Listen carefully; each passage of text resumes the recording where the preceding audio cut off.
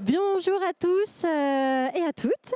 Bienvenue à cette conférence sur le stockage photovoltaïque à destination des bâtiments dans le cadre de la rénovation et surtout de limiter son empreinte carbone. Moi, je me présente, je suis Ludivine Courteau, je suis directrice marketing et communication du groupe Le Triangle. Et pour cette conférence, au niveau du programme, dans un premier temps, je vous présenterai qui on est, le groupe Le Triangle, parce qu'il y a une belle histoire, donc je vous la raconterai.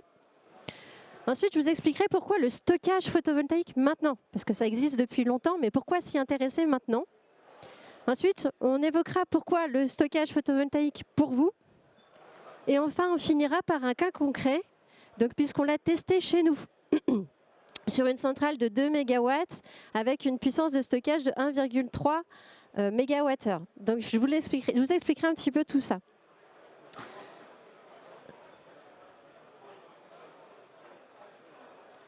Alors pour le groupe Le Triangle, nous, on est fabricants et constructeurs de solutions photovoltaïques. Notre métier de base, c'est la charpente. Et quand le photovoltaïque s'est ouvert en France, on est devenu aussi développeurs et installateurs photovoltaïques.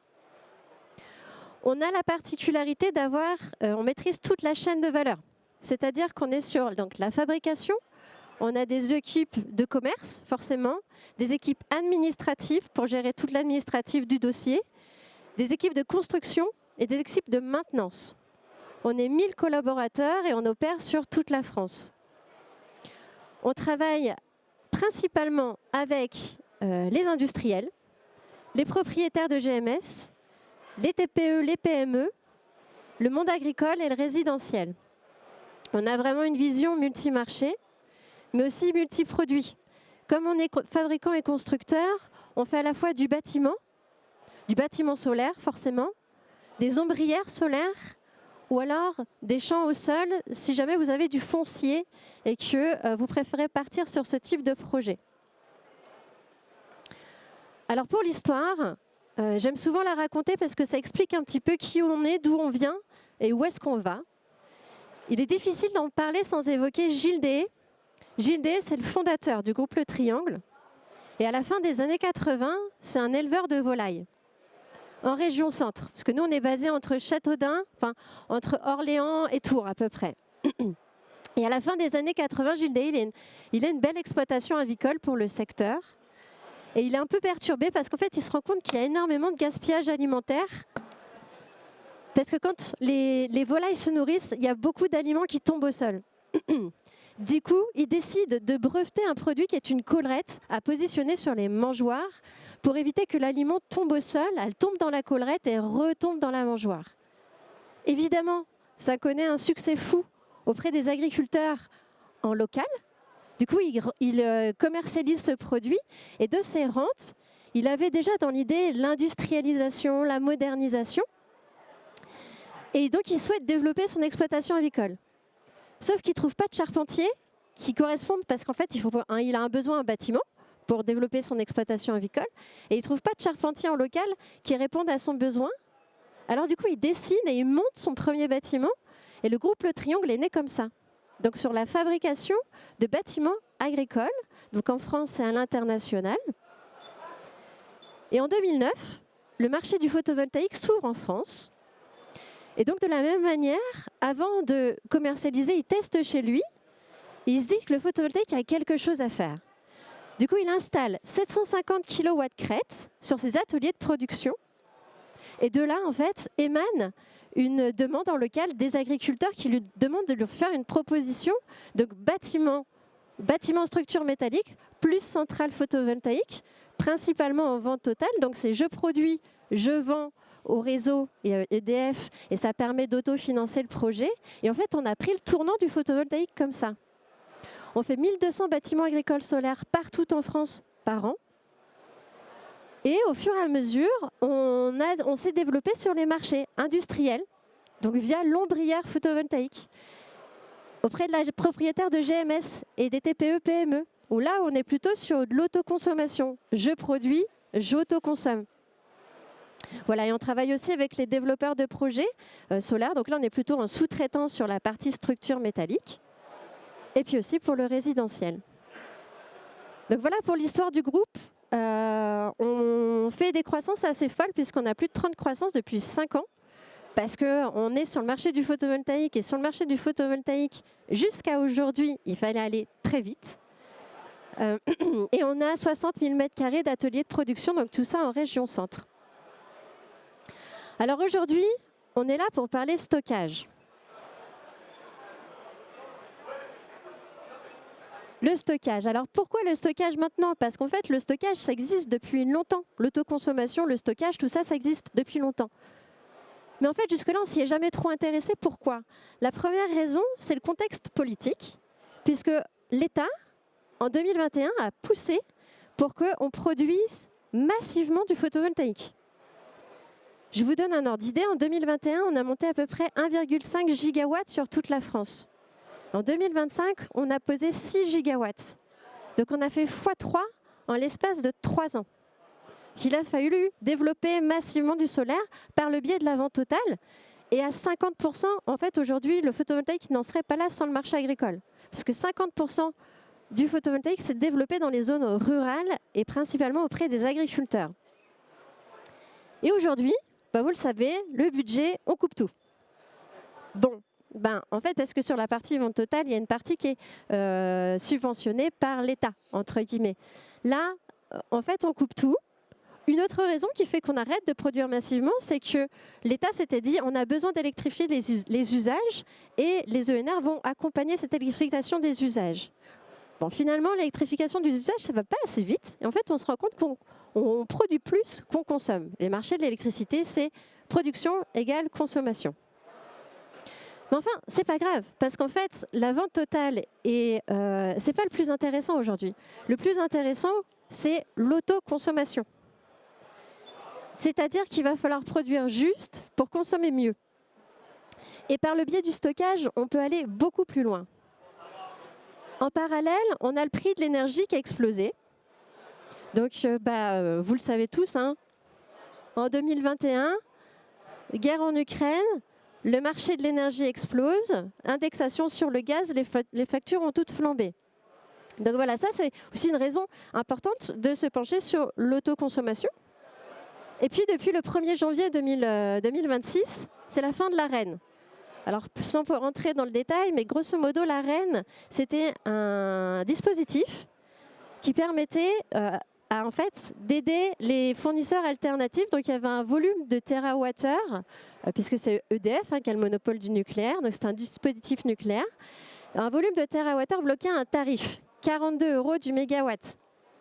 Depuis le 1er janvier, ça permettait en fait de bloquer, c'était comme un bouclier, grosso modo. Et depuis le 1er janvier, ils ont mis fin à ce dispositif. Donc on sait d'ores et déjà que rien que sur 2026, il y aura une hausse de plus de 6% de l'électricité. On entend par mal monsieur le ministre Roland Lescure prendre la parole ces derniers temps pour dire « Ne vous inquiétez pas, les factures ne vont pas augmenter, on va même diminuer ». En fait, ce qu'on indique quand on parle de diminution de facture, c'est seulement une partie des taxes. Et ça va représenter 20, alors sur une facture résidentielle par exemple, 20 € par an. Voilà. Mais on sait tous que le prix de l'énergie et le prix de l'électricité ne va pas aller en diminuant. Ça, c'est une certitude. Et alors, une autre raison de pourquoi le stockage maintenant, c'est le prix des équipements. Les systèmes de stockage ont vu leur prix diminuer de 30% en l'espace de 3 ans. Pourquoi? Parce qu'on a nos confrères chinois et américains qui développent énormément ce business model. Et du coup, c'est le prix du marché. Il y a une énorme demande, donc on arrive à avoir un prix amoindri à l'unité. Voilà, donc on arrive à avoir un prix de batterie beaucoup plus intéressant. Donc ça, c'était l'explication de pourquoi le stockage maintenant. Donc on a vu contexte politique, prix des factures et prix des équipements qui baissent.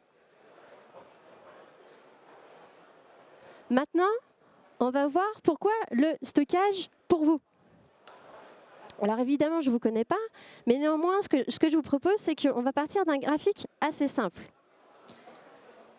Là, vous avez en bleu les courbes de consommation. Bon, je suis partie sur quelque chose d'à peu près linéaire. On peut se dire qu'on a un petit creux sur le milieu de journée, que ça repart en fin de journée. On pourrait imaginer que ce soit à l'année, peu importe. En bleu, c'est les consommations. En rose, c'est la production solaire. Le but, on voit bien qu'on produit plus de 10 heures à 15 heures. Bref. Le but avec le stockage, ça va être de se dire, tout ce qu'on produit en plus, on va le stocker pour pouvoir l'utiliser à un autre moment de la journée. Donc, on autoconsomme sur le moment où on produit, et le plus, on va calibrer plus, parce qu'on va regarder vos consommations et vos besoins énergétiques, on va calibrer un peu plus en termes de PV, de photovoltaïque, pour qu'on puisse à la fois autoconsommer la journée et stocker aussi en partie la journée pour pouvoir avoir une consommation et réutiliser le stockage, l'énergie de stocker la nuit. Bon là, en l'occurrence, ça pourrait être, par exemple, si ça avait été une ligne linéaire, ça pourrait être pour un industriel en agroalimentaire avec des groupes froids, la logistique, par exemple aussi. Pour les TPE, PME, ça peut marcher avec, par exemple, des bornes RVE ou autres. Enfin voilà, tout est. Il faut vraiment analyser les consommations et les postes de consommation. Le stockage pour le solaire, c'est vraiment une révolution. Pourquoi? Parce que jusque-là, c'est nous qui devions adapter notre activité ou flécher notre activité ou nos besoins en consommation sur les moments où on produit. Grâce au stockage, on se préoccupe plus de ça. En fait, c'est le stockage, et vous allez voir, je vous explique après comment ça marche précisément. C'est le stockage qui va flécher au moment où vous aurez besoin d'énergie. Donc ça, c'est une vraie révolution. Ça, c'est de l'énergie locale, du coup. C'est votre propre énergie. Vous participez à la souveraineté énergétique. Et vous êtes propriétaire de votre parc machine, vous êtes propriétaire de votre parking, vous êtes propriétaire de vos bureaux. Pourquoi vous ne le seriez pas de votre électricité? Voilà, donc là, on bascule vraiment vers une nouvelle ère grâce au système de stockage.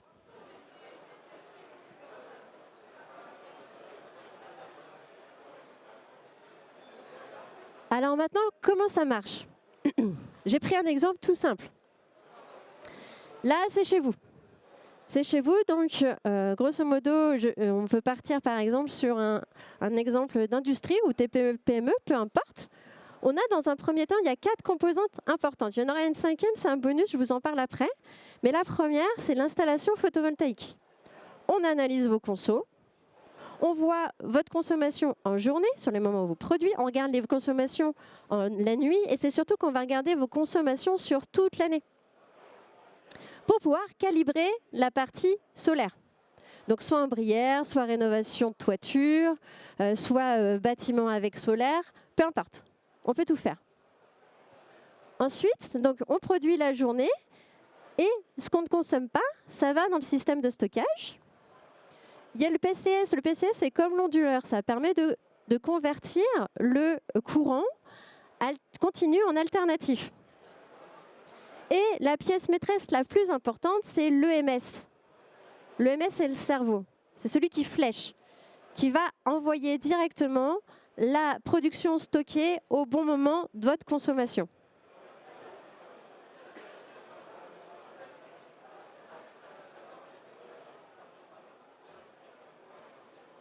La 5e composante, qui pour nous est cruciale, parce qu'en fait, la borne RVE, nous chez Triangle, on est assez persuadés que si d'ici 2030, il y aura à peu près 8 millions de véhicules électriques en France.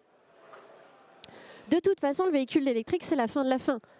C'est la direction qu'on prend. Alors peut-être que là, par le biais de l'Europe, il y a eu quelques ralentissements, mais pour autant, on sait très bien que d'ici 10-15 ans, l'électrification des usages, le véhicule électrique, ce sera la clé.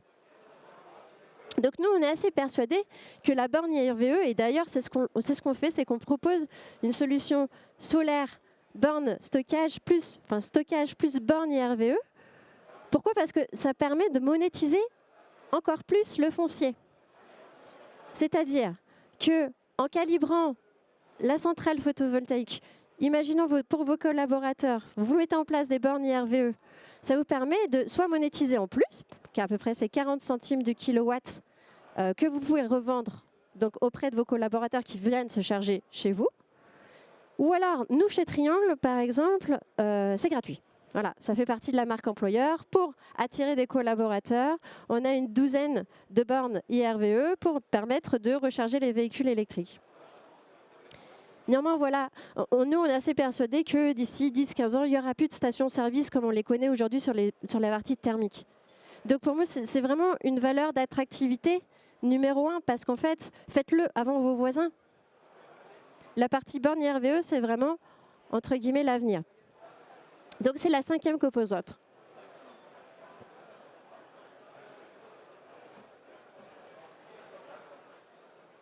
Alors pour le cas concret, un peu comme dans la même logique que tout le reste, la collerette, le bâtiment, le solaire, on l'a fait d'abord chez nous, avant de proposer chez les autres.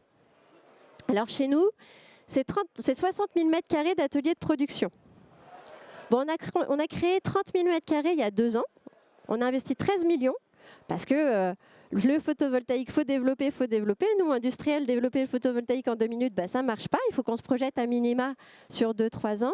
Donc, on a fait construire 30 000 m² d'ateliers de production dans lequel on a une partie de notre parc machine donc pour fabriquer la partie structure métallique, pour stocker les équipements PV et autres. Voilà, donc 30 000 m². Pour accompagner cette croissance. Et puis, donc, on a investi aussi dans du parc machine pour électrifier nos usages. Donc, une machine de thermolaquage de 900 kVA, donc, autrement dit, qui consomme beaucoup. Et donc, on a installé, dans cette démarche, de nous dire, OK, alors nous, comment on peut travailler notre démarche RSE? Comment on peut optimiser nos charges électriques? Donc on a installé 2 MW de puissance photovoltaïque. 2 MW, c'est 2 hectares à peu près. 2 hectares en toiture, parce que sur 30 000 m², on avait largement de la place. On est parti sur une exposition est-ouest. Parce que l'avantage avec l'autoconsommation, c'est qu'on n'est pas forcément obligé d'être plein sud. Au contraire, c'est mieux d'être est-ouest parce que vous allez profiter du soleil du matin et aussi de celui du soir. Voilà, comme on est sur une autoconsommation. Donc 2 MW de puissance de panneau. On a mis 1,3 MW de puissance de stockage. Alors pour les batteries, il y a pas mal de références qui sont intéressantes. Nous, on a trois références dans le pipe. C'est Huawei, West et Fox. Bon, en fait, il y a plusieurs types de puissance. Le maximum, c'est 215 pour la partie solaire, ce qui est déjà bien. Nous, il y a 6 batteries de 215. Voilà. Alors là, ça vous détaille. Je ne sais pas si vous voyez bien. Bon, néanmoins, ce que je vous propose, c'est que je vous détaille un petit peu. Donc vous voyez, nous, ça c'est nos courbes de consommation. Donc nos courbes de consommation, encore une fois, c'est pour la partie fabrication de structures métalliques. On voit que on a un creux. Voilà, nous, on a un creux d'activité généralement sur janvier, février, mars. Ça repart sur mai. Mai, juin, juillet, août, septembre, puis ça repique un peu sur la fin de l'année. Bon alors nous, c'est des cisailles, c'est la machine de thermolaquage, ça va être des plieuses. Enfin, on est une industrie, donc les postes de consommation qui consomment le plus sont tous ceux liés à notre activité industrielle. Et donc, vous voyez, nous, le pic où on va le plus consommer, ça va être sur mai. On est à peu près à juillet. Juillet, on a 320 000 kWh. C'est l'équivalent de la consommation annuelle de 50 foyers. Vous voyez, ça consomme quand même pas mal. Donc, de la même manière, on prendra connaissance de vos consommations.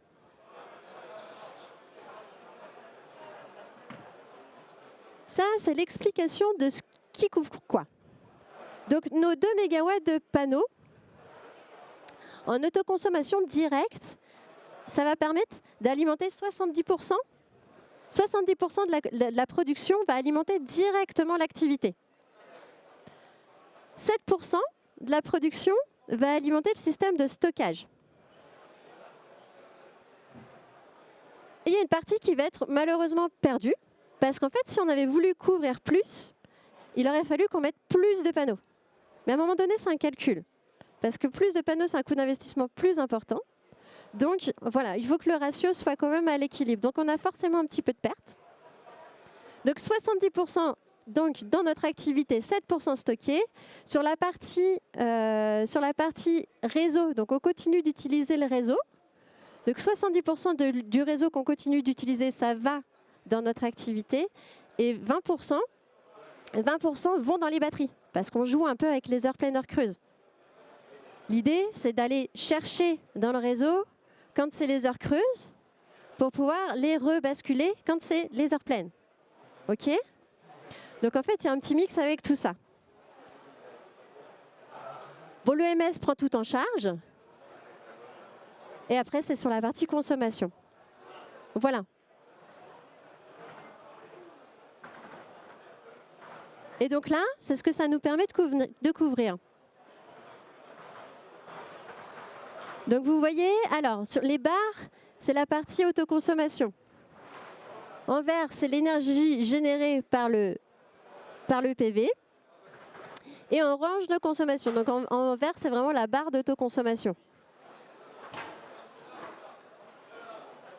Donc vous voyez, ça nous permet de couvrir, grâce au stockage, une plus grande partie que si c'était que l'autoconsommation elle-même.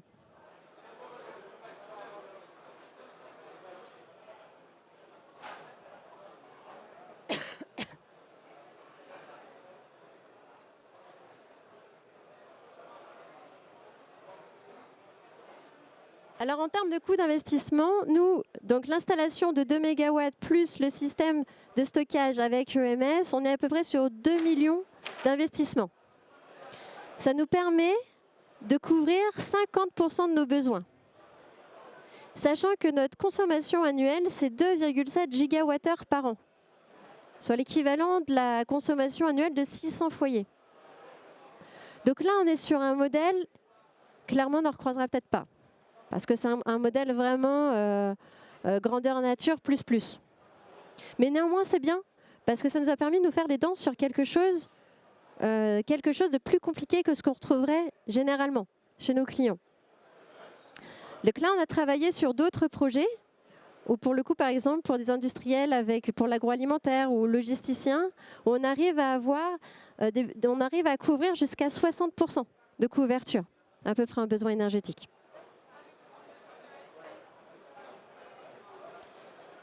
Voilà. Je suis à votre disposition pour des questions, si vous le souhaitez.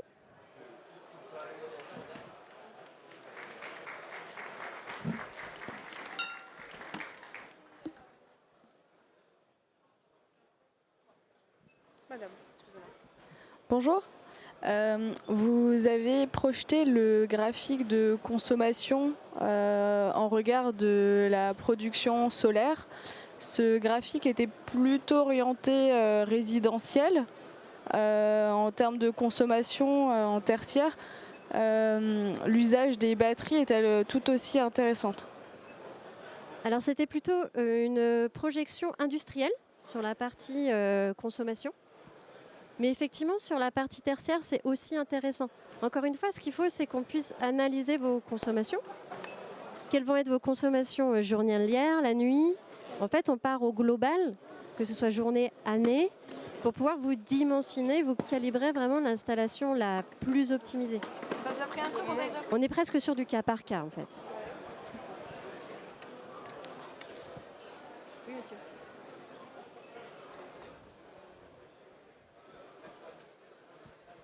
Là, vous avez montré un profil de consommation qui équivaut, entre guillemets, qui est bien attaché au profil de production solaire. Vous parlez de stockage, mais quid des profils de consommation qui sont essentiellement centrés sur l'hiver? Qu'est-ce qui se passe pour le stockage?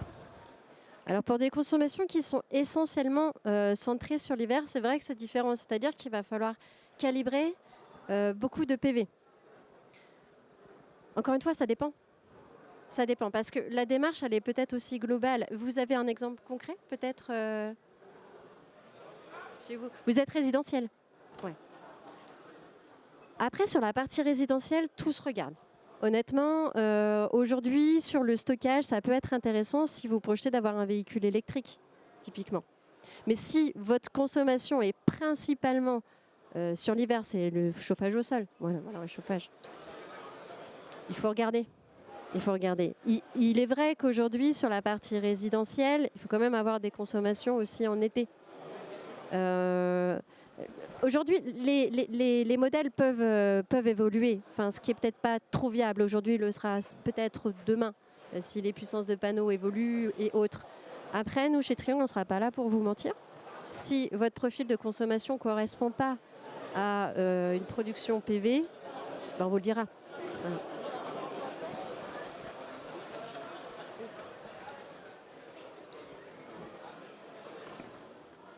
Tout à l'heure, vous montriez que sur votre installation de 2 MW crête, vous aviez 1,3 MW de batterie.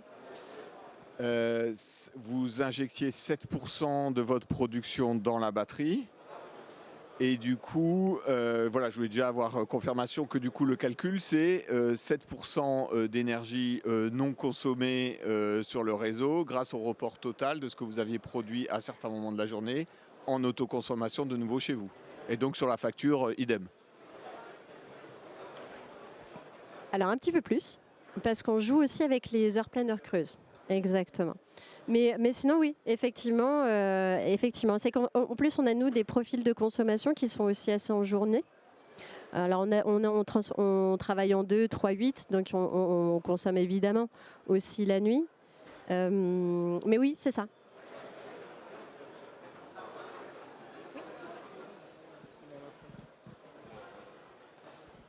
Bonjour. J'ai une question concernant le chargement de batterie depuis le réseau. Pourquoi on charge les batteries depuis le réseau dans le module? Alors en fait, on charge les batteries depuis le réseau pour aller chercher les heures creuses. Est-ce qu'il y a un système pour gérer tout ça? Oui, c'est l'EMS. Ah, Oui. Ok. Et pourquoi pas on ne bénéficie pas de prix spot, pas heure creuse, heure pleine? Parce que le prix spot, il peut être plus onéreux que les heures creuses. Ok, merci.